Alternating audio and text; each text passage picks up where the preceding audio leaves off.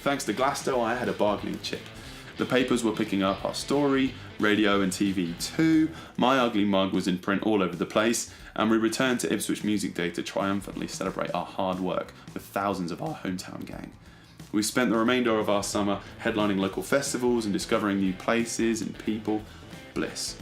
Our growing and learning in our industry took us outside of the UK, to a beautiful web wedding in the south of France, a warm and welcoming reception in Dublin, and another beautiful web wedding in Canada.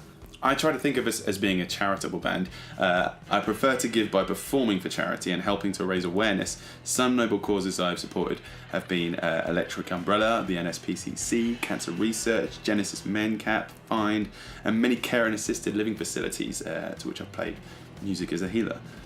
Sorry if it seems I'm posturing a bit, but I have a platform and a bit of a responsibility to use it to raise awareness. These charities I've just named are all in need, so please look them up. This brings us to our Children in Need show at the Spa Pavilion Theatre, our biggest stage back then.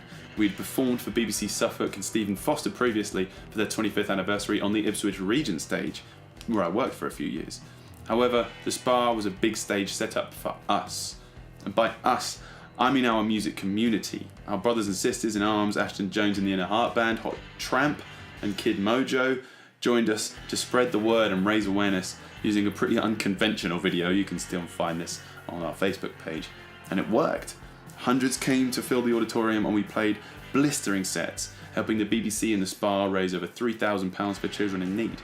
That day, we also joined Leslie Dolphin live on the BBC Children in Need Tea Party, which helped to spread the word a little bit too. Christmas came and went much the same as before, playing beautiful venues for beautiful souls on their wedding days, birthday parties, anniversaries, work gatherings and such. Another barn-stomping New Year's Eve spent at the Swan came and went, and we started selling t-shirts with personalised names on them. January was slow. After the grandiose spending that the holiday period brings, people don't really book gigs, and we were left twiddling our thumbs and eating mostly noodles for the first cold months of 2017. It was pretty dark, I'm not going to lie. It's hard to pay your bills on just one gig a weekend, and sometimes it was less than one. But springtime came early and we came out of hibernation to another invitation to Glastonbury 2017. Joining the ranks for this one was Mr. Chris King of Planet Music, where I'd been teaching for a year and a half before this. Ben G joined Murray and I again, and another mad weekend was spent ripping up stages, getting the word out and selling merch. We rubbed shoulders with the Mavericks, The Feeling, Sophia Hurst-Bextor, and I learnt a lot from perching on the railings backstage and watching all these people play.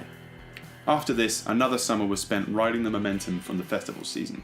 Car shows up and down the country and a headline slot at the biggest free music festival in the country with Town 102, Ipswich Music Day. We continued to hone and perfect our playing with the use of a side project I had set up called JS and the Pomp, trying to play gypsy jazz like Django Reinhardt, and Murray's double bass playing excelled. We filled our time with playing weddings in even more new and exciting places. And that brings us to now, and Christmas time is here again. I'm looking at my diary and we're just as busy as ever, but there's been something I've been holding back. My own voice. Our own voice. True, we released our own original music, but that was 2 years ago. And there's only so much that you can bring to an audience when you're singing other people's songs.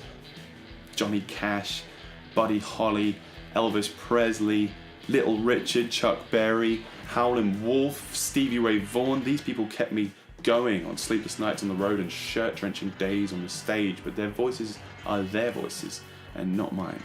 I have now chosen 22 new songs out of the countless songs I've written over the past 3 years to present to you. There are 2 albums worth here. There are jivers, strollers, balboas, charlestons, swing dances, any dance you can think of. There's blues, there's rockabilly, there's rock and roll, there's soul, there's jazz, there are ballads, any kind of music for any kind of mood you're in. And this is where you come in. As per usual, I'll be taking the helm of the project management, but I want to be able to work with all these fantastic instrumentalists that I've met over the past 3 years, what they can bring to this album. There are trumpet players, organ players, banjo players, harmonica players, and I want to pay them all a fair wage. I've set the budget target for this for £5,500, and if I keep that on target through the pre-ordered album sales, I'll be able to pay for the performers, the engineers crafting the sound, the venue hire, the mastering process, the equipment hire, and all these different things to get that sound that makes your head go spinning round.